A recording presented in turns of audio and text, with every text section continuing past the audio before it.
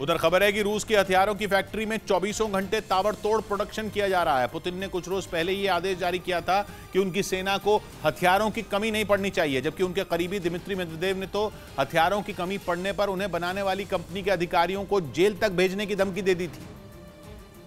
क्योंकि पश्चिमी मीडिया ने दावा किया कि यूक्रेन की सेना की मार से रूस की फौज को हथियारों के लाले पड़ गए हैं।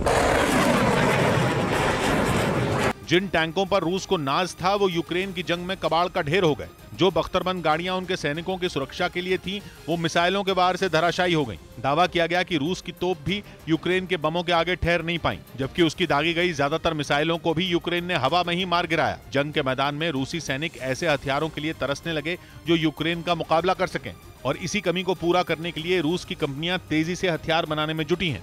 क्योंकि उनके मालिकों को डर है कि अगर उन्होंने पुतिन के आदेश को पूरा करने में जरा भी कोताही बरती तो जेल ही उनका ठिकाना होगा, और इसीलिए रूस की हथियार बनाने वाली कंपनियों में बिना रुके दिन रात काम चल रहा है, ताकि जल्द से जल्द यूक्रेन में जंग लड़ रहे रूस के सैनिकों तक हथियार पहुंचाए जा सकें। दावा है कि खैरसोन में रूसी सेना बुरी तरह फंस चुकी है। यूक्रेन के सैनिकों ने वहां के ज्यादातर इलाकों को रूस के हाथों से छीन लिया है। दावा किया गया कि खैरसोन किसी भी वक्त रूसी सेना के हाथों से फिसल सकता है। इसी तरह डॉनबास में भी रूस के सैनिकों का हाल बुरा है। पश्चिमी मीडिया के मुताबिक वहां भी यूक्रेन की सेना उन पर भारी पड़ रही है, और माना जा रहा है कि इसके पीछे की एक बड़ी वजह हथियारों की कमी भी है। इसीलिए कहा जा रहा है कि पुतिन ने रूस में हथियारों के उत्पादन पर खुद नजर बनाई हुई है। पुतिन जानते हैं कि जंग के इस मोड़ पर जरा सी भी कोताही हार की वजह बन जाएगी, क्योंकि उनकी सेना उन इलाकों से भी पीछे हट रही है जो उसने जंग की शुरुआत के कुछ महीनों में ही कब्जे में ले लिए थे। इसके साथ ही पश्चिमी देशों से यूक्रेन को मिल रहे हथियार भी पुतिन के लिए नासूर बन गए हैं। यूक्रेन के दावे के मुताबिक उसकी सेना ने अब तक की जंग में रूस के करीब 75,000 सैनिकों को मार गिराया है, जबकि पश्चिमी देशों से मिले हथियारों की मदद से उसने रूस के 3,000 टैंकों को भी ध्वस्त कर दिया। सबसे ज्यादा चोट तो पुतिन की सेना की बख्तरबंद गाड़ियों को लगी। दावा किया गया कि अब तक 5,500 से ज्यादा बख्तरबंद गाड़ियां धराशायी कर दी गई, जबकि रूस के 200 से ज्यादा मल्टीपल रॉकेट लॉन्चर भी यूक्रेन की सेना के हमले की भेंट चढ़ गए।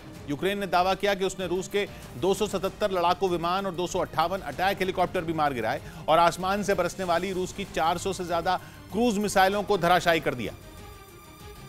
और माना जा रहा है कि यूक्रेन के इस दावे में कहीं ना कहीं सच्चाई है, क्योंकि इन दिनों न सिर्फ पुतिन बल्कि उनके करीबी और रूस के पूर्व राष्ट्रपति दिमित्री मेदवेदेव भी बुरी तरह बौखलाए हुए हैं। तभी तो उन्होंने अपने ही देश की हथियार कंपनियों के मालिकों को जेल भेजने तक की चेतावनी दे दी थी। माना जा रहा है कि हथियारों की कमी की वजह से ही पुतिन की सारी रणनीति बेअसर साबित हो रही है, क्योंकि जिस सेना के पास हथियार ही नहीं होंगे वो जीत से ज्यादा अपनी जान बचाने के बारे में सोचेगी। साथ ही सेना में विद्रोह का खतरा भी बढ़ जाता है, और माना जा रहा है कि पुतिन भी इस बात को अच्छी तरह समझते हैं। तभी तो उन्होंने फरमान जारी कर दिया कि हथियारों का उत्पादन किसी भी कीमत पर रुकना नहीं चाहिए।